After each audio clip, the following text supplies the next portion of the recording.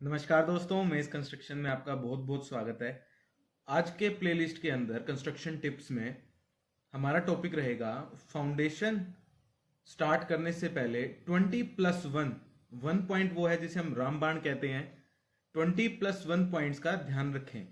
सबसे पहले बात करेंगे, जब फ्रेशर साइट पे जाता है तो उसको किन किन बातों का ध्यान रखना चाहिए, और अगर आप अपना घर बना रहे हैं तो आपको किन समस्याओं से जूझना पड़ेगा, तो उनके बारे में आज बात करेंगे। तो सबसे पहले फाउंडेशन के लिए आपको एक्सकेवेशन करवाना है। वो टू टाइप से होता है, या तो पिट फाउंडेशन की तरफ जाएंगे आप, या फिर आप पूरा का पूरा आपका प्लॉट एरिया एक्सकेवेट कर देंगे। तो फर्स्ट पॉइंट है, मार्किंग के टाइम चूना का इस्तेमाल जरूर करें।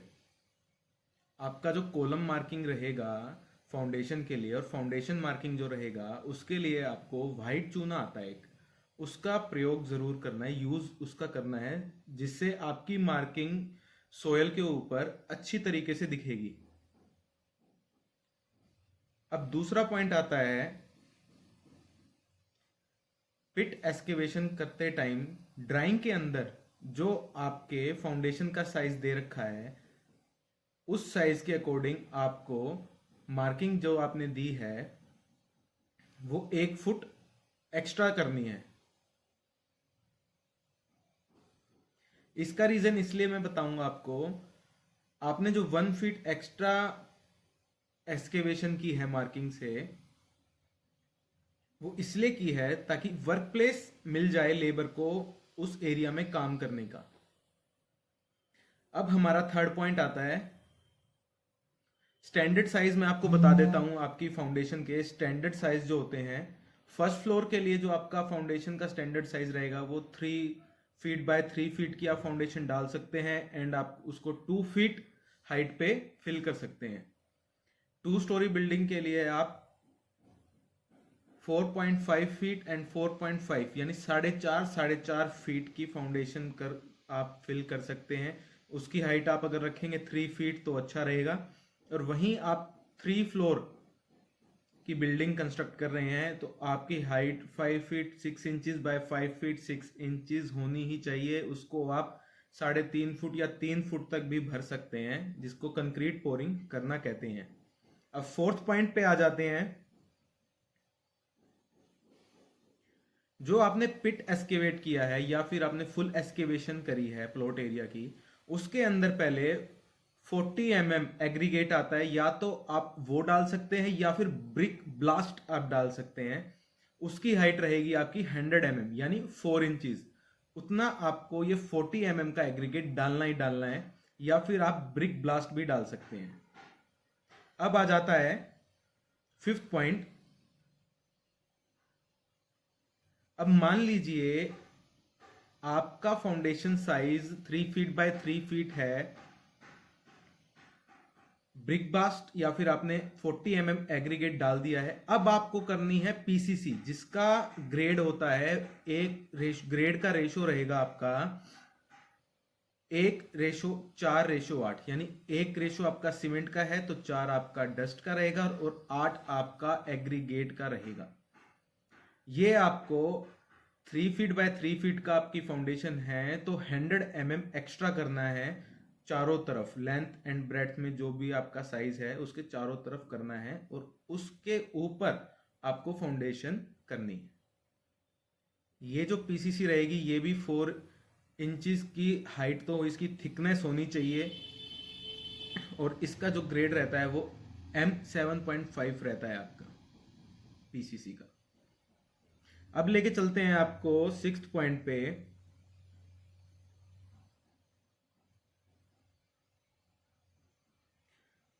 पीसीसी के ऊपर आपको मार्किंग करनी है कॉलम की। कॉलम लेआउट जो आपका लेआउट चार्ट होगा ड्राइंग के अंदर, उसके अकॉर्डिंग आपको अपने फाउंडेशन के ऊपर कॉलम की मार्किंग देनी है। नेक्स्ट पॉइंट पे चलते हैं हम अपने सेवंथ पॉइंट पे।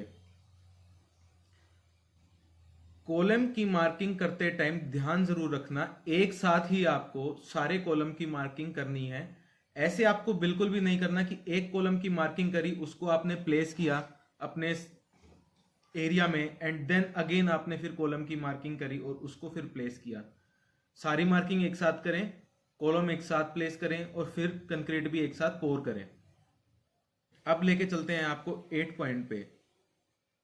स्टील की जो रिइंफोर्समेंट रहेगी आपके फाउंडेशन के जाल की, उसके अंदर आपको एल जरूर मोड़ना है, और एल आपका मिनिमम मिनिमम 1 फीट तो होना ही चाहिए।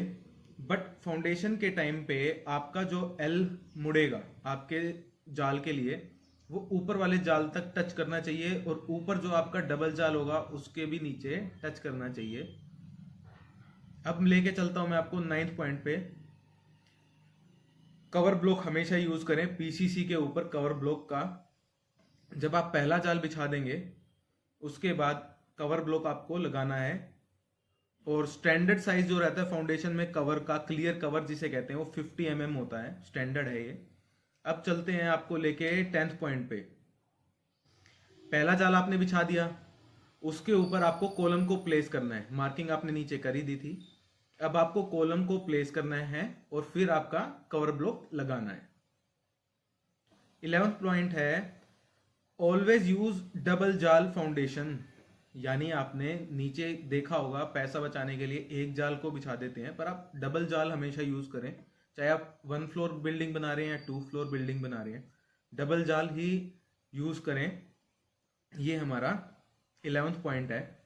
और हाँ, क्लियर कवर आपका 50 mm है, जो आपने पीसीसी के ऊपर भी दे दिया।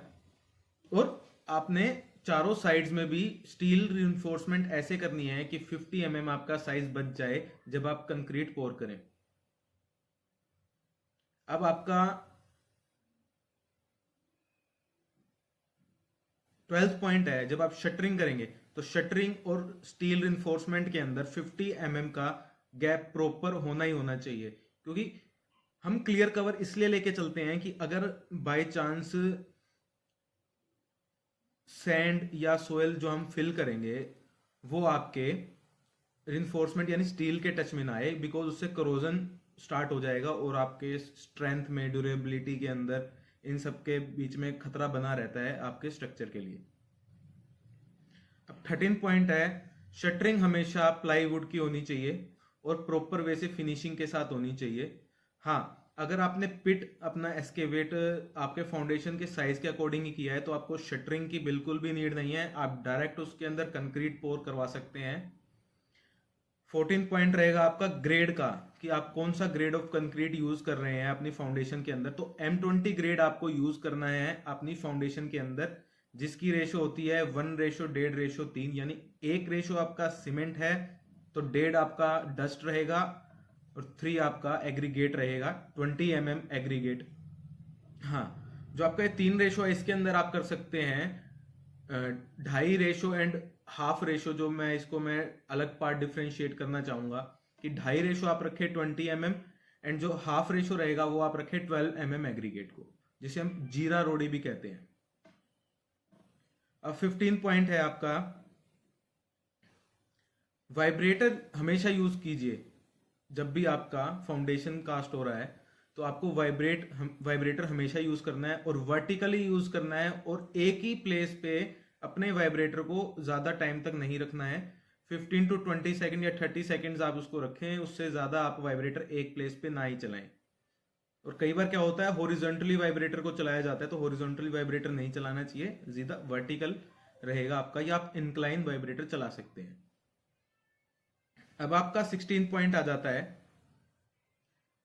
कंक्रीट कास्टिंग आप आरएमसी से या फिर अपने मिक्सचर से खुद घर पर कर सकते हैं।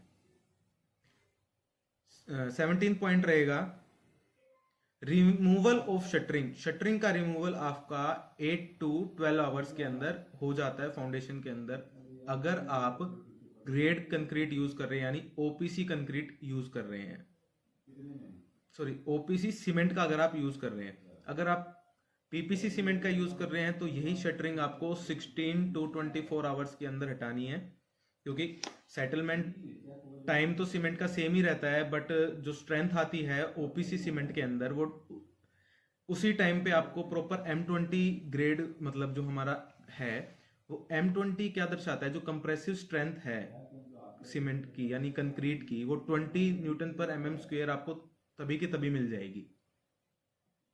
और पीपीसी सीमेंट के अंदर हमारा कुछ टाइम लगता है, यानी हमें 7 to 28 डेज लगते हैं उस स्ट्रेंथ को अचीव करने में। पर वो स्ट्रेंथ जो M20 है वो M20 से भी ज़्यादा इंक्रीज करती जाती है as compare to OPC cement. जैसे जैसे टाइम बीतता जाएगा यानी टाइम ड्यूरेशन बढ़ता जाएगा, आपकी स्ट्रेंथ इंक्रीज ही होगी, कम नहीं होगी। अब आ जाते हैं हम 18th पॉइंट पे। क्योरिंग बहुत इंपॉर्टेंट है फाउंडेशन की। कम से कम आपको 7 to 14 डेज क्योरिंग करनी है, उसी टाइम में आपको कोशिश करनी है आप और सारी जगह पे सोयल कम्पैक्शन स्टार्ट करवा दें, यानी सोयल रिफिलिंग स्टार्ट करवा दें। पर फाउंडेशन पे क्योरिंग चलती रहे, इस बात का भी आपको ध्यान रखना है। 19th पॉइंट पे चलते हैं हम अपने। 19th पॉइंट है फाउंडेशन में कंक्रीट आपने पोर कर दिया है M20 ग्रेड। अब उसके ऊपर आपको अगेन कॉलम लेआउट करना पड़ेगा। इट मीन्स आपको स्टार्टर बनाना पड़ेगा। अब स्टार्टर का प्रोसेस स्टार्ट हो जाता है। तो नेक्स्ट वीडियो हमारी कंस्ट्रक्शन टिप्स के लिए स्टार्टर के ऊपर आएगी। एंड 20th पॉइंट पे आते हैं। तो जब आपने स्टार्टर बना दिया है, अब आपको कॉलम फिल करने हैं अपने डीपीसी यानी प्लिंथ बीम के लेवल तक। एंड प्लिंथ बीम के लेवल तक आपने कॉलम फिल कर दिए हैं। एंड उसके अंदर अब आप सोयल को रीफिल करवा लीजिए पूरे अच्छे तरीके से। कंपैक्शन साथ साथ चलता रहता है, आप अपने स्ट्रक्चर को ऊपर लेके जाइए, कंपैक्शन होता रहेगा। अब आ जाते हैं 20+1 यानी जो लास्ट का 1 पॉइंट है रामबाण पॉइंट के ऊपर। इसके अंदर आपको करना क्या है, ये रामबाण पॉइंट है, आपको अपने कॉलम फाउंडेशन के जाल के ऊपर एक साथ ही खड़े करने हैं सारे के सारे। ये बात आप गांठ में बांध लीजिए, एक साथ आपको स्टार्ट करने हैं।